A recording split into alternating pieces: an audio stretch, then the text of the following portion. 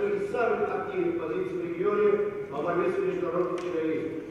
И именно по инициативе нашего государства было обращено внимание мирового сообщества на ситуацию в Афганистане, и задолго до начала антитеррористической деятельности коалиции государств в этой стране руководство Таджикистана предупреждало мировое сообщество о надвигающейся угрозе безопасности и стабильности во всем мире.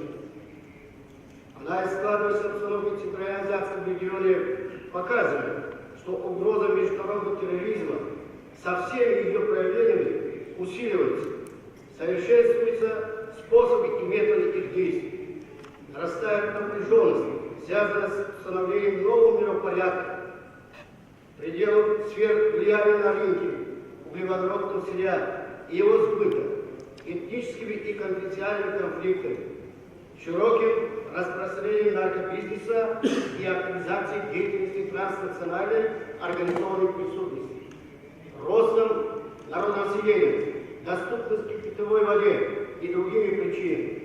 И это наводит на мысль о том, что на границе жизненного пространства сильных держав начали выходить за пределы территории. В то же время реальная сфера влияния слабых государств становится даже меньше, чем их национальная территория. В этом направлении задействована также мониторинговая группа Совета командующих. Сегодня в ходе заседания, рассмотрения повестки дня, особое внимание было уделено оценке ситуации, складывающейся на границе Республики Таджикистан и Афганистан, на афгано-киргизском участке и туркмено-афганском участке. Мы приняли соответствующее решение по проведению совместных пограничных операций, спланировали мероприятия, связанными с командно-штабными тренировками наших сил, которые обеспечивают безопасность на внешних границах союзного государства. Но это тоже оперативная информация о том, что там есть именно террористическая группа, в основном в направлении провинции Кундуз, это Дашти-Арчи, Имам Сахиб, где-то около 1500 боевиков, это только оперативная информация, но по этим вопросам еще дополнительно работают. Количество пока не уточнено.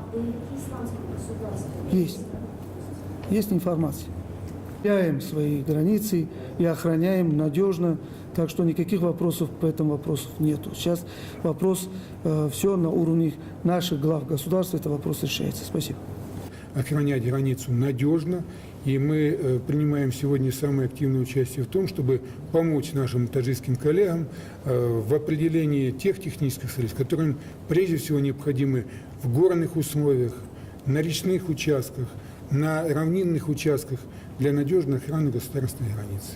То, что раньше было сигнализационный забор, вы видели, колючая проволока, в этом сегодня охрана границы не заключается только. Это тоже как вспомогательная система, но есть очень много современных технических средств, позволяющих незримо для посторонних надежно охранять и обеспечивать границу. Поэтому по перечню, который представил нам пограничное ведомство Таджикистана, он рассматривается и в Российской Федерации, и в странах СНГ.